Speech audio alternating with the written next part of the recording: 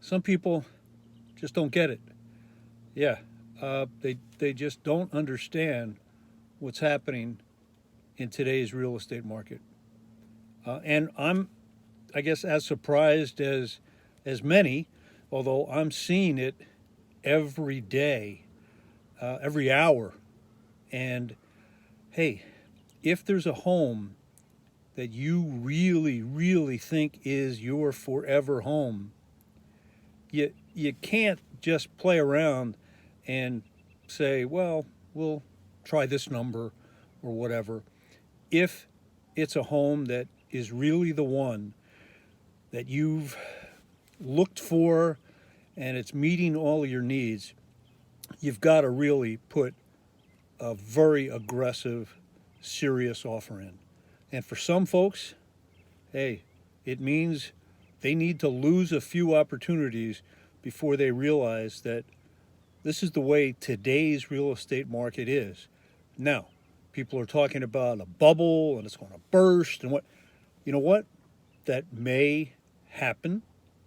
I can't tell you, and I don't think those folks know, but if it's a home that you really, really, really, really think is the one for you, you've got to really, really put in a serious offer.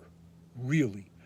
Today's sellers are well aware of what's happening and they're reviewing multiple offers they're receiving that have, as we talked about before, multiple prices that are being presented to them, that each one kind of goes up a little bit more, and then they're eliminating an awful lot of the contingencies.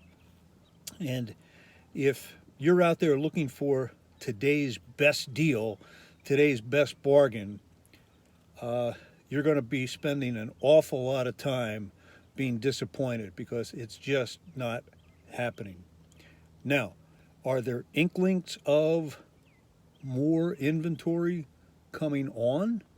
Yeah, and part of that is because the here in the Northeast we had some pretty heavy snow and some pretty cold times, and folks were holding back.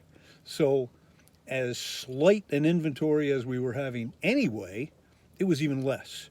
So now some of those folks, as the weather is starting to break, some of those folks are starting to put homes back on the market. So we are seeing or entering them into the market. So we are seeing inventory increase a little bit, but not to the degree that it looks like it's a major shift. It's just not happening now. So if you want to, have to, need to realize that this is the time for you to purchase a home, if you're going to be right sizing, upsizing, or downsizing, and this is the time, you're really going to have to be very serious with the offer and the contingencies that you put or don't put. And once you have put the deal together, and then you have your home inspection, if you start nickel and diming on little things that the seller is like, are you kidding me? You're asking me to. No, they're just going to say, thank you very much. Here's your hat. Here's your coat. Next, they'll say, we're done. And they'll move to the next person, the backup offers. And by that time, those offers may even be higher.